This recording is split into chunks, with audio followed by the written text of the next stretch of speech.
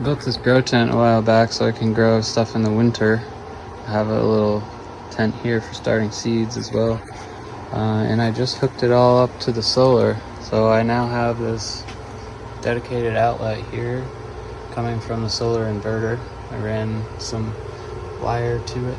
I just taped it up for now because I'm gonna put another outlet in there and maybe a switch, but for now it's just covered up. But we got the one outlet in. It goes all the way over here. There's that gray wire going up there. There's some wire I actually found on the side of the road for free. There's 2 hot wires in there, but I'm just using the red wire for now. But I have it connected to the load side output of the inverter. Just a straight wire going over. I actually spent a lot of time yesterday wiring up this. I had this from my camper. It's a load center. I had a breaker in there and everything, and it wasn't working with this because I think it's because there's already a breaker built into the inverter. So there was like 2 breakers in a row, and the breaker, I would turn it off and it would still have voltage going through the wires, so it wasn't doing anything. So I took that out and just have a straight wire going over to that outlet, and I'll show you what it's running now.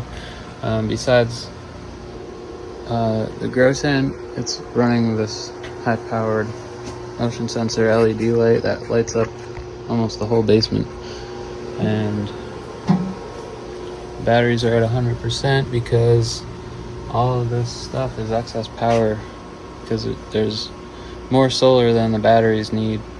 Well, I should say there's more solar than the amount of loads I'm using off of this. So with just those, I have 600 watt panels. Alright, so here's the grow tent. I hooked up to the solar. It's powering. Well, right now I have these 2 fans on, the light. I don't have the heater on right now because I don't use that very often.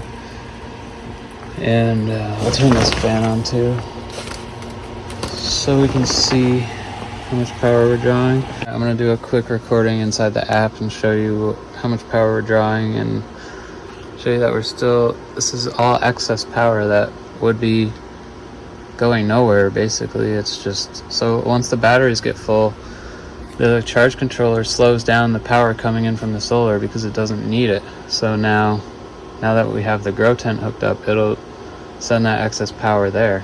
It'll be perfect. So in here on the app,